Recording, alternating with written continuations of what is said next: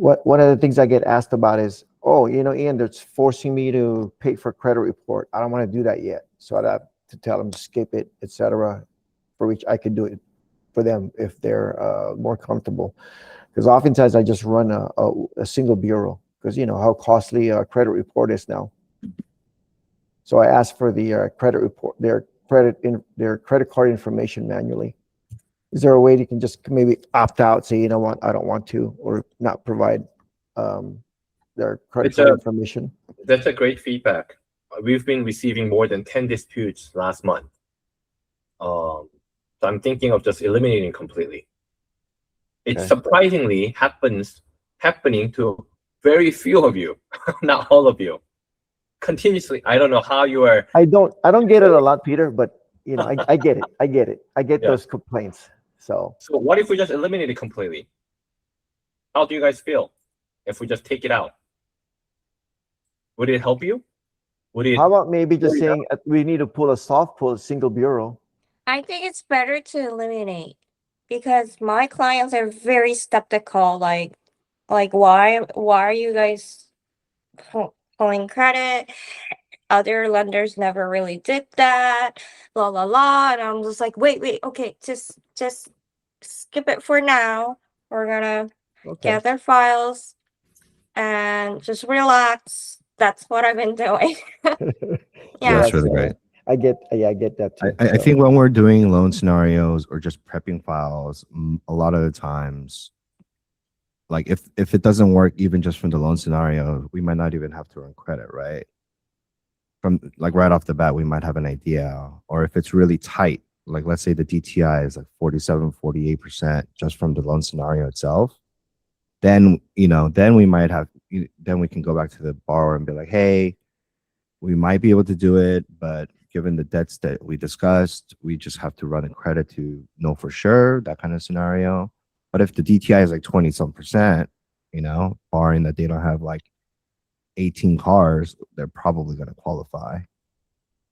So at least we can give them some sort of confidence. So I think that flexibility is good. Okay. Just a suggestion, Peter, if it's doable, I guess. I mean, I'm on board eliminating it. Sarah, I think, is okay with it too. Yeah, I think just at least from my short experience, whenever borrowers provide information on any 1003, I kind of treat it as if they don't, not that they're liars, but they don't really know how to tell the truth. I agree with Sam because some of my pre-clients are like, oh, Sarah, my FICO is 730. And I'm like, okay, let me run my numbers on Loan Sifter just to get an idea. And then I actually pull the credit. Their credit is like 680. Yeah, I think that one thing to mention is a lot of these people that claim to know their credit are using things like Credit Karma and stuff like that. Right. The only one that will be accurate is if they have Experian, which is directly from the bureau. But aside from that, the other two bureaus don't really have that, and they're using these third-party ones. And the credit report version is usually an outdated one, so they're not seeing the most accurate one. So they're usually a bit lower when we do a hard pull. So that's something to keep in mind. That's something you can let your borrowers know as well. Yeah, because what they see on Credit Karma is not accurate. Yeah. Usually they're online banking on the left hand yeah, corner yeah, or the right hand corner. Yeah. All of those. Like if they go into their credit card statements or their online banking, they get those FICO scores. There's always, if you look on the bottom, there's always like a version number, and what they're pulling from is usually from older versions. So that's just something to keep in mind. I do have like 5 or 6 applicants. They're just still looking. So they don't really want to commit yet. And I'm also a realtor, so I reach out to them. Hey, did you see any homes what do you guys do over the weekend? Did you get to see the house, any house you find? And they're like, oh no, we went out of town over the weekend. So like, it's of course, I want them to find a house like within like 3 months and everybody's happy. For But sure. it's just a lot of some of the clients are long term, so I can't really like I try my best to nurture them, but I can't say, hey, go apply and you need to submit XYZ. You have to enter credit information to pull your credit. If I act like that, they're just gonna walk away. So I don't want that. So in the meantime, I agree with Sam 100%, but then eliminating that credit thing, it will be kind of helpful for the clients to stick to us. So this is my feedback. If we take it away and start pulling from your custom link, and when they dispute those fees, your credit pull account will be banned for the next 15 to 30 days. Oh. So because we had the multiple incidents during the rate hike back in 2022 and 3, that's why we implemented this. But by taking it out, by using your custom credit pull links and account, now on the upper right corner, it will show your name. When the clients dispute these charges and the, I guess, credit inquiries, it will directly impact your production. Just giving you a heads up, that will happen. But I have a question. It's the credit running system is for governmental purposes. So how can they dispute and then get the credit back?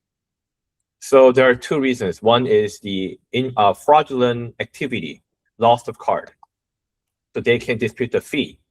Second, inquiry, identity theft can be played.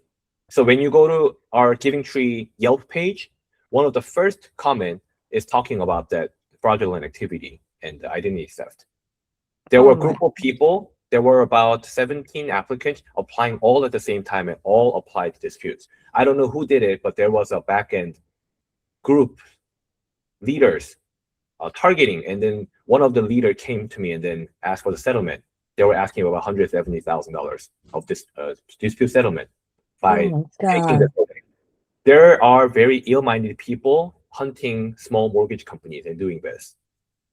So because of that incident, we created a firewall with payment link. And surprisingly, all these rate shoppers and people who wanted to, waste your time walked away. But if that becomes a strict bottleneck, we can go back to it. It's better for, I guess, the company. Yes, Freddie. Got it. So I'm on the other side actually. I've never had a problem with paying for credit. I have a spreadsheet that I use to discuss payments, that they know, their credit report, their income and stuff. So I do a pre-evaluation before I tell somebody that they have upfront costs like appraisal and credit report. By the time I take an application, I already have a pretty good understanding of whether or not it's worth it to pull credit. And it's also like, it shows commitment, right? Like if they're willing to pull credit, if they're willing to pay for something, then I know they're committed with, with the loan application. If they're just shopping, I mean, you could tell right away if somebody's just, trying to get information. But I feel like the process we have, it helps me because by the time I get them to submit an application, I get the credit and I get the part that I'm missing, which is seeing the true picture of the credit. And I can just send the file for income review and then we get a true answer whether or not they're pre-qualified. But thanks for the feedback, Freddie. Can we have a happy medium? Apply both at the same time. We have to pick and choose. Can we have a happy medium there, Peter? Maybe being upfront in how much it's going to cost for a one trade bureau pull, which is a soft pull.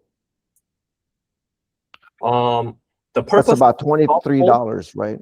Yes, about $33 to $35. Right. So I'm thinking, I'm in contact with KCB and CTI and CoreLogic to see if I can get a different fee worksheet, because we've been pulling about 120 to 150 credit reports each month. So who knows, right? But if you Google search CoreLogic, the tri-merge hard pull credit report is now $191. So we have a both discount right now. However, I will compete with, or I'll ask CTI to bring it down as low as KCB. The reasons why we didn't use KCB is because they are not acceptable to Carrington, Loan Store, one of these like big companies out there. Only like NMSI, PacBay, the local lenders, and maybe UW and Rocket were taking those smaller credit agencies and bureaus. That was the issue. But you never know, right? $30, $40 difference may change the dynamics time to time. Okay. So circling back, just to kind of dial it all in. I think for me, our priority, or at least for this discussion purpose, it was mainly focused on complete 1003s, loan applications. And so I think if you guys just take your time to kind of review your borrowers' 1003s that they upload into the portal, kind of go through it. If there's anything missing, if you guys can try to catch those and fill in the blanks for us, so that way when it's imported into Calix and when it comes into our view to prep the file, we don't have to go back and forth and be like, hey, can you ask a borrower for this? Can you ask a borrower for that? That'll just, I think, save you guys a lot of time, save us a lot of time, and then our submissions will be a little bit faster. I think I'm kind of working a little bit backwards because I started from files that were already in the pipeline and seeing how those are going. And then now I'm starting to review files that are going into submission. And then I think for the next goal, I have to start focusing heavily on how these files are getting submitted to our processors from the beginning of the loan file. So that's kind of what I'll be focusing on moving forward. So just bear with me a little bit, but just letting you guys know what I've been seeing. I'll, if there's any feedback from my processors of anything that we need to kind of catch, I'll let you guys know that as well. But that's just kind of what I've been seeing on my end. Yeah. Sam, are you talking about the 2-year employment history? You're seeing a lot of 1003s that are incomplete just on the employment information alone? It's such a wide variety of fields. And again, this is where it's just like, I don't know where the user error is, because if the borrower doesn't put in the information, we just don't have it, right? So any kind of missing field from our 1003 package, or the way the borrower submits the 1003, any missing field, if there are any, if we actually just try to catch them ahead of time, because you guys have looked at 1003s 1,000 times, right? And then some. So we know what the PDF looks like. We know what the form version is supposed to be. We have a general idea of what we all need. So I just don't, the borrowers will never know. Whenever I got a 1003 from any kind of borrower, I always just use it as a reference point. But from there, I know what key pieces of information I need in order for me to actually submit the file as a full package. So if you guys just look over that, I think that's kind of all I really need. Yeah. Okay. Thanks for the feedback. 1003 employment information. And a note to loan officer processors from the client perspective. Yeah. The main thing that we need is like the first 2 pages of the 1003, right? Because assets, liabilities, that's based on the credit report. Right. Assets, we're looking at the bank statements. We can look at it, we review it. If we see large deposits, we'll cash those up front, and then we'll put the correct amount that we can use, right? Unless we're going to source it as a condition. But all the basic information, like date of birth, citizenship, if you're renting, what is the rent amount? Because, employment history, make sure that the phone number is there, the address is there, the position is there. These are things that we're having to go back and ask for, I think. So. Peter, I have a question. So will ERP allow somebody to complete an application or even without putting all the information that we need? Can you repeat your question once again? Yeah. Will ERP allow somebody to submit the application if it's quote unquote incomplete for processing purposes? No, it wouldn't. You have to fill out a dummy number for the borrower to save that page. 1003 right now is composed with 4 different pages. So let's say part 1 was completed, but the borrower decided to dodge. Then at least loan officer knows the name, phone number, and email to catch them, call them back. The reason why I can ask you that you can reach out to them is because as they start the application process, they have to verify the email account via Apple ID or Google, but they can begin the 1003 application. Yes, they can stop at incomplete stage, but loan officer can dive in by editing that application, and you can be on the phone call with the borrower and complete the application on their behalf. And as the borrower logs in again, then all they need to do is consent, authorized to be in e-consent and e-communication via email, phone call, and text message for the next 18 months. If they stop it at the premature stage, they become a client, which will only give us a legal right to contact in 90 days. You know, the definition between client and the consumer and the applicant, that will apply depending on which stage of application the borrower is in. Anyway, that's the NMLS testing question. But anyhow, what I'm trying to tell you is, yes, it has an option to incomplete. How many days, Peter? You said 90 days? 90 days, 100 days, and 1.5 years. Okay. If it's funded, it becomes your client. So you can reach out for any solicitation for refinance. Any other feedbacks? We can always revert. We can always roll back. Let's give it a try and then see what the feedbacks we will receive. And what I do in the midst of the ERP application or the pool, I'll share my screen right now. So in my email signature, I add a custom application link, and I also add the custom credit pool link.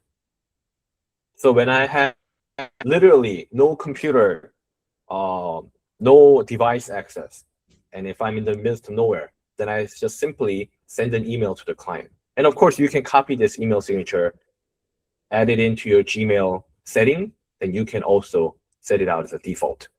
So this link is leading to a custom, so the client doesn't have to pick your name on the selection list. And this credit, Okay. as soon as the borrower completes the credit report or the credit card information, they will be able to pull it right away with co-applicant. Okay. So all the terms and conditions are already implied. We completed all the legal compliance. Is that a hard pull, Peter? Yes, it's a hard pull. Okay. They don't give you an option to. So if I were you, I'll probably pull 2 self pull instead of 1. So you can just use the lower of the 2 and then determine the. What if you accidentally pull Experian and that becomes the highest of the 3? Then you What have would to you change. leave out if there were 2? You'd leave out which of the bureau? Which one would you leave out? So when you pull the 2, you just use the lower. And when the 3rd is No, pulled, what I meant, which of the 3 bureaus would you leave out? If you're Experian. leave out Experian? Because borrowers, any borrower can go into Experian and log in for free, and they can get the credit score. I see. Yeah. The TransUnion and Equifax doesn't provide that. So if you pull those 2, Okay. you can essentially get 3 scores. Okay. Good That's point. my recommendation.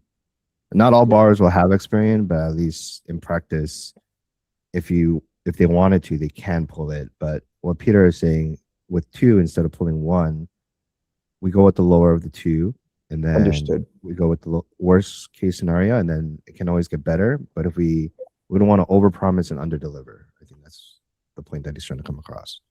But in practice, if we're only going to do 2, TransUnion and Equifax would be the ideal 2 to pull. Copy that. So if you have these links, we can use them. If you don't have these links, please reach out to Brenda. Brenda, you can check the custom application link in the HR page. And I custom usually credit send report. it to all new LOs when they do their onboarding, as well with the Smart Pay link. They should.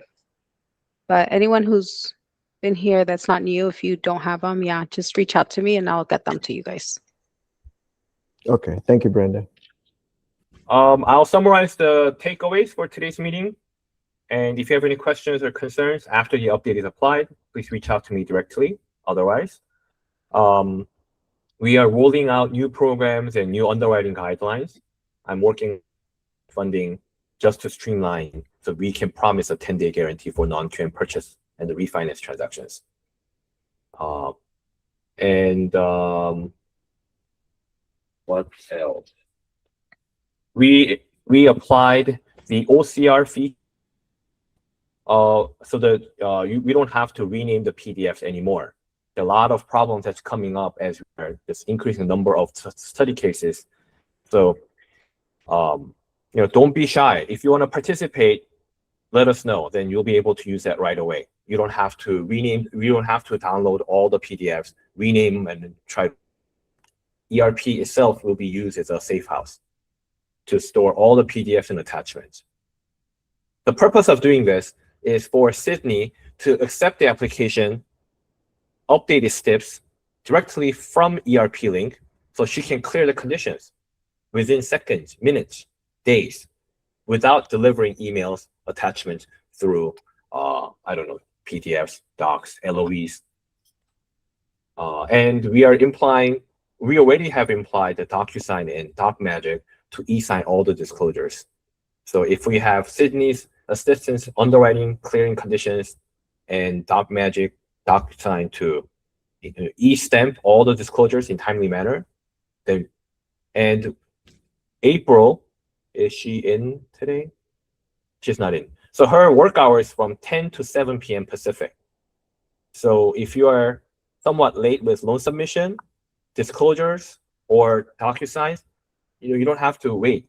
Just leave a comment in the ERP, and April will jump in and clear this for us. Okay? So, Peter, I have a question.